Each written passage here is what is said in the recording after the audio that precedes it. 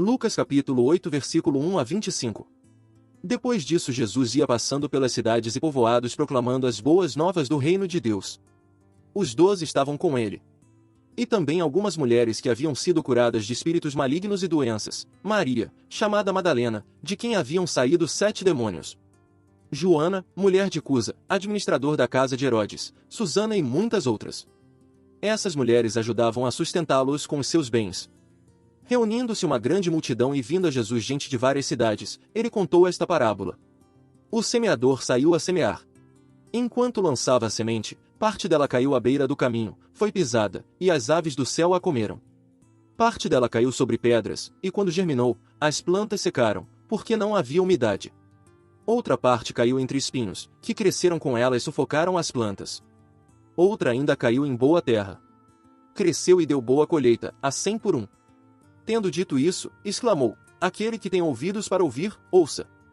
Seus discípulos perguntaram-lhe o que significava aquela parábola. Ele disse: a vocês foi dado conhecimento dos mistérios do reino de Deus, mas aos outros falo por parábolas, para que vendo, não vejam, e ouvindo, não entendam. Este é o significado da parábola: a semente é a palavra de Deus. As que caíram à beira do caminho são os que ouvem, e então vem o diabo e tira a palavra dos seus corações, para que não creiam e não sejam salvos.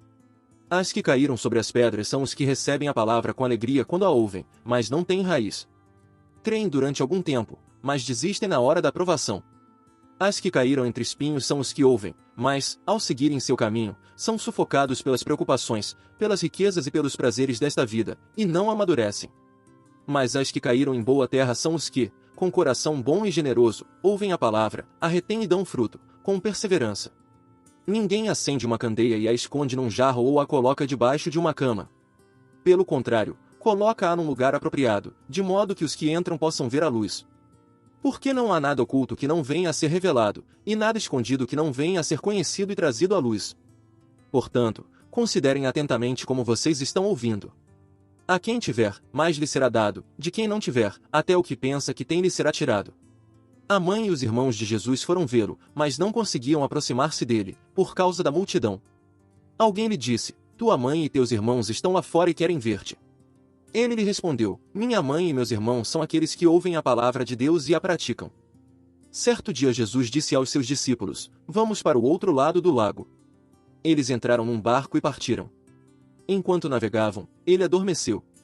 Abateu-se sobre o lago um forte vendaval, de modo que o barco estava sendo inundado, e eles corriam grande perigo. Os discípulos foram acordá-lo, clamando: Mestre, mestre, vamos morrer. Ele se levantou e repreendeu o vento e a violência das águas, tudo se acalmou e ficou tranquilo. Onde está a sua fé? Perguntou ele aos seus discípulos.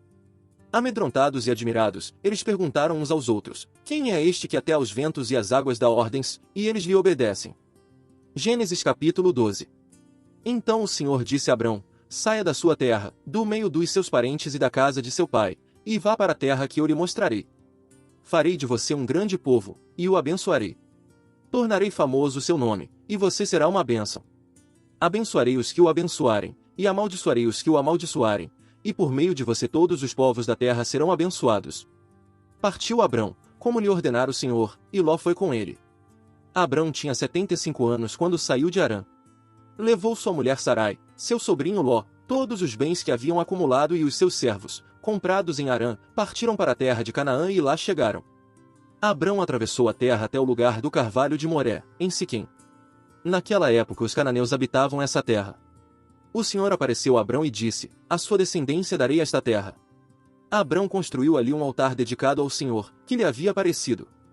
Dali prosseguiu em direção às colinas a leste de Betel, onde armou acampamento, tendo Betel a oeste e Ai a leste. Construiu ali um altar dedicado ao Senhor e invocou o nome do Senhor. Depois Abrão partiu e prosseguiu em direção ao Neguebe. Houve fome naquela terra, e Abrão desceu ao Egito para ali viver algum tempo, pois a fome era rigorosa. Quando estava chegando ao Egito, disse a Sarai, sua mulher: bem sei que você é bonita.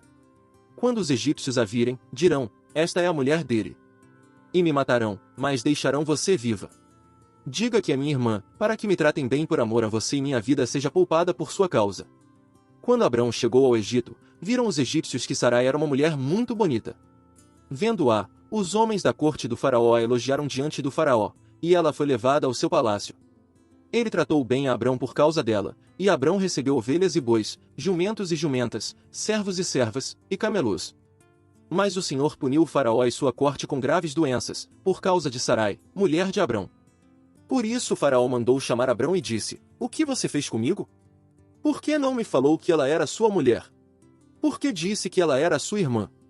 Foi por isso que eu a tomei para ser minha mulher. Aí está a sua mulher. Tome-a e vá. A seguir o faraó deu ordens para que providenciassem o necessário para que Abrão partisse, com sua mulher e com tudo o que possuía. Salmos capítulo 6. Senhor, não me castigues na tua ira nem me disciplines no teu furor. Misericórdia, Senhor, pois vou desfalecendo. Cura-me, Senhor, pois os meus ossos tremem. Todo o meu ser estremece. Até quando, Senhor, até quando? Volta-te, Senhor, e livra-me, salva-me por causa do teu amor leal. Quem morreu não se lembra de ti. Entre os mortos, quem te louvará? Estou exausto de tanto gemer. De tanto chorar inundo de noite a minha cama, de lágrimas encharco o meu leito. Os meus olhos se consomem de tristeza, fraquejam por causa de todos os meus adversários. Afastem-se de mim todos vocês que praticam o mal, porque o Senhor ouviu o meu choro. O Senhor ouviu a minha súplica, o Senhor aceitou a minha oração. Serão humilhados e aterrorizados todos os meus inimigos, frustrados, recuarão de repente.